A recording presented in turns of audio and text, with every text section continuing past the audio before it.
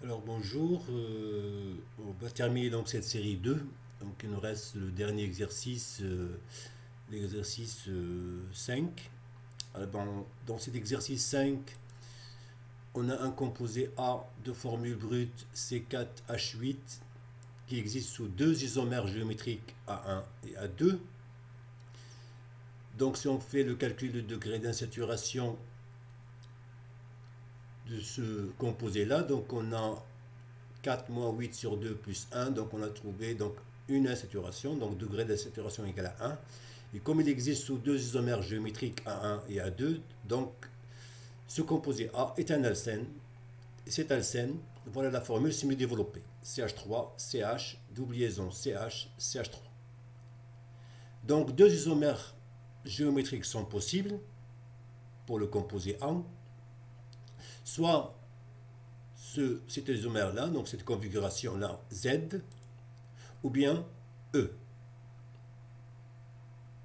Donc là, méthyle est prioritaire à H, méthyle prioritaire à H, donc sont du même côté. Là, sont de part et d'autre. Donc on a deux structures possibles pour A. Alors maintenant, on demande d'attribuer A1 et A2. Lequel c'est A1 et lequel c'est A2. Afin d'attribuer donc A1 et A2, on doit faire l'oxydation douce avec K-4. Alors A1 par oxydation avec K-4 dilué à froid, on obtient un couple d'énantiomères. Par contre A2, l'oxydation par K-4 dilué à froid donne un seul isomère optiquement inactif. Alors maintenant, lequel parmi ces deux structures, lequel va donner un couple d'énantiomères et lequel va donner un seul isomère optiquement inactif. Alors pour cela, donc, on va prendre l'un des deux. On va prendre par exemple le Z. On fait l'oxydation avec K-4 dilué à froid et on regarde. Si on obtient un couple d'énantiomères, eh bien A1 c'est Z et A2 c'est E. Sinon, c'est l'inverse. Très bien. Donc l'oxydation d'un alcène avec KMnO4 dilué à froid est une cis-addition.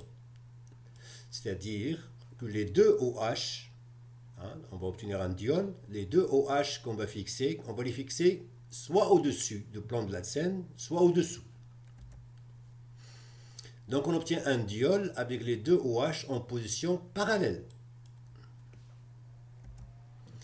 Donc on part, par exemple, on va prendre le Z. Le Z, donc on a un alcène, donc on a une structure qui est plane.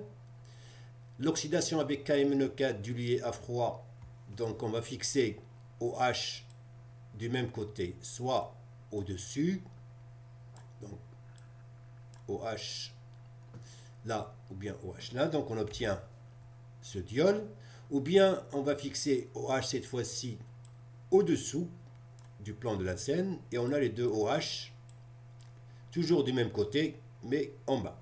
Là, sont du même côté mais en haut, donc sont en position parallèle.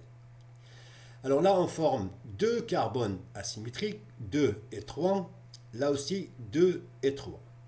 Alors configuration, alors voilà A, voilà B et voilà C, donc on va de A vers B vers C, c'est R. Là voilà A, voilà B et voilà C, donc on va de A vers B vers C, c'est S. Là c'est 2S, 3R, très bien. Alors là donc, qu'est-ce que vous remarquez? Vous remarquez que cette molécule-là possède un plan de symétrie. Donc on a un plan de symétrie. Donc elle coupe la molécule en deux. Donc cette molécule-là et cette molécule-là, ils sont identiques. Donc ces deux molécules sont superposables. Donc les deux molécules, ils sont superposables. Donc on obtient donc un seul isomère optiquement inactif, puisque l'image est superposable. Donc c'est la forme méso. Donc de là, on déduit que c'est la forme méso. Et qui donne la forme méso, c'est la structure A2. Donc la structure A2 donc, possède la configuration Z.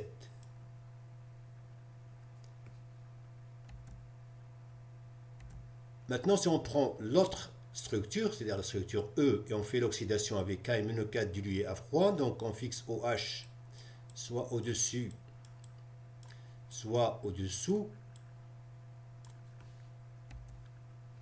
et bien cette fois-ci on obtient deux stéréoisomères, 2R3R, 2S3S, qui sont l'image par rapport à un miroir et qui ne sont pas superposables. Donc on obtient un couple d'énantiomères, donc un mélange racemique, donc de configuration 2R3R et 2S3S. Les deux, ils sont optiquement actifs. Donc la structure donc A1 possède la configuration E. Très bien. Alors maintenant, on dit que A2, et souvenez-vous, donc A2 c'est E. Pardon, A2 c'est Z. Hein. On a trouvé que A2 possède la configuration Z.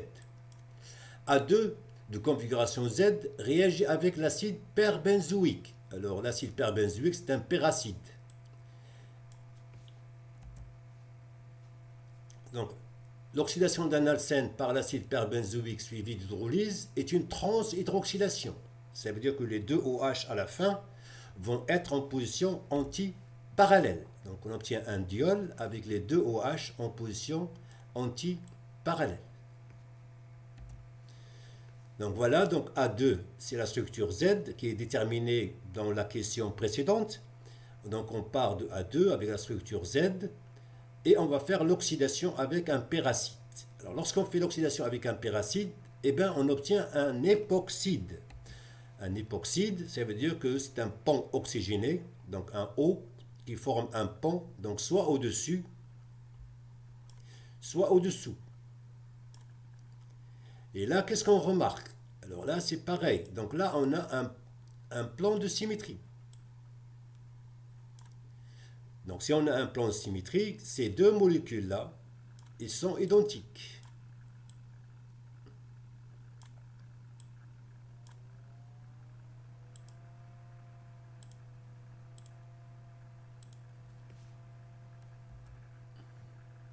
Voilà, donc la molécule possède un plan de symétrie, donc ils sont superposables.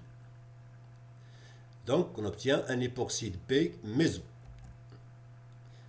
car il possède un plan de symétrie. Donc méso, ça veut dire quoi? C'est une molécule qui possède deux carbones asymétriques et un plan de symétrie. C'est une molécule qui n'est pas optiquement active. Et son image par rapport à un miroir, elle est superposable. Alors, pour la suite, donc on va travailler avec un seul. Donc au lieu de prendre les deux époxydes, donc on va prendre une seule forme époxyde. Donc on va travailler uniquement avec celle-là. Alors on prend l'époxyde. Maintenant la deuxième étape, c'est l'hydrolyse. Et l'hydrolyse, dans l'énoncé, on dit l'hydrolyse basique. Ça veut dire qu'on va utiliser OH-. Donc OH-, donc il va attaquer ce carbone et l'ouverture du pont de ce côté-là.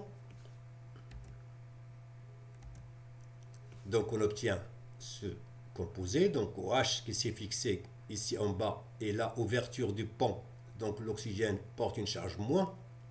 Ou bien, donc OH-, cette fois-ci, peut attaquer l'autre carbone, toujours au-dessus du pont, avec l'ouverture cette fois-ci du pont de ce côté-là. Et on obtient donc ce composé-là.